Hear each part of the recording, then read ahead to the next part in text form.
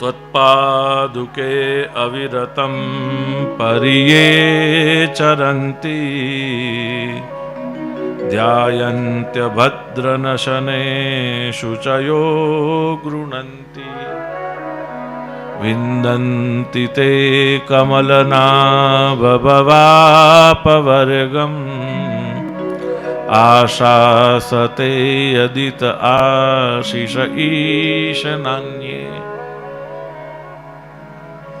तद्देव देव भवतश्चरणारविन्दम् सेवानुभावमिह पश्यतु लोक एषः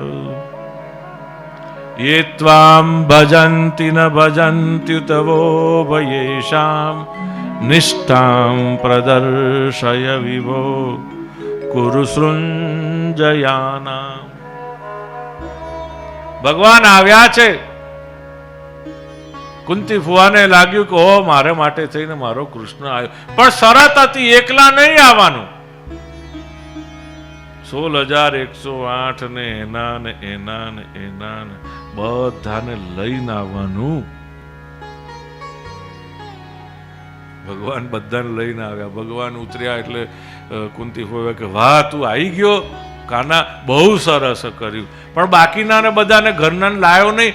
જુઓ તો ખરા હોય બા લશ્કર શું દેખાય છે પાછળ. આટલું બધું કોણ હોય?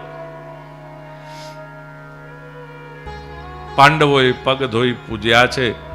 ધર્મરાજ યુધિષ્ઠિર બે મંત્રમાં, બે શ્લોકમાં કેટલી અદ્ભુત વાત કરી કે જે ઋષિ પત્નીઓ જાણતી હતી, જેટલી નાગ પત્નીઓ જાણતી હતી, જેટલી દેવતાઓની પત્નીઓ જાણતી હતી, આ બધા ગોપીઓ જેટલી જાણતી હતી, અને એ બધા જાણતા એ બધાએ શું કર્યું તો કે કૃષ્ણના પગ ધોઈ લીધા એટલે એમનું કામ સીધે સટ પતી ગયું, થઈ ગયું, બચી ગયા.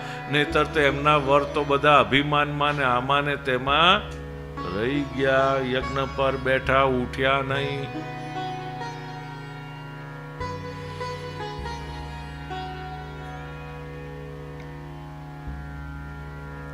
એટલે જેણે પણ પોતાનું કામ સીધે સીધું પાર પાડવું હોય તો કૃષ્ણના પગ ધોઈને પાણી પી લેવા.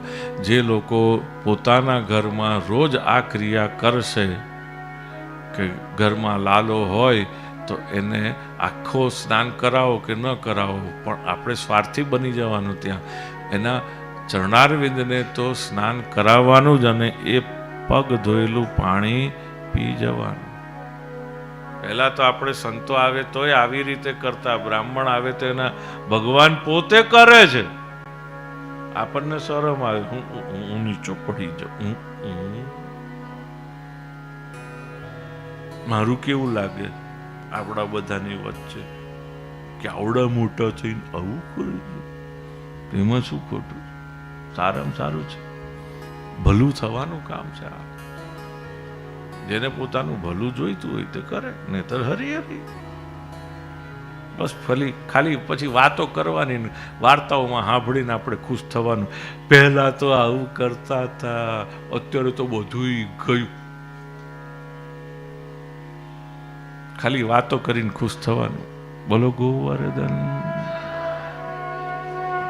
આવું થાય. આ જેવી જે બોલી ને એવું થાય.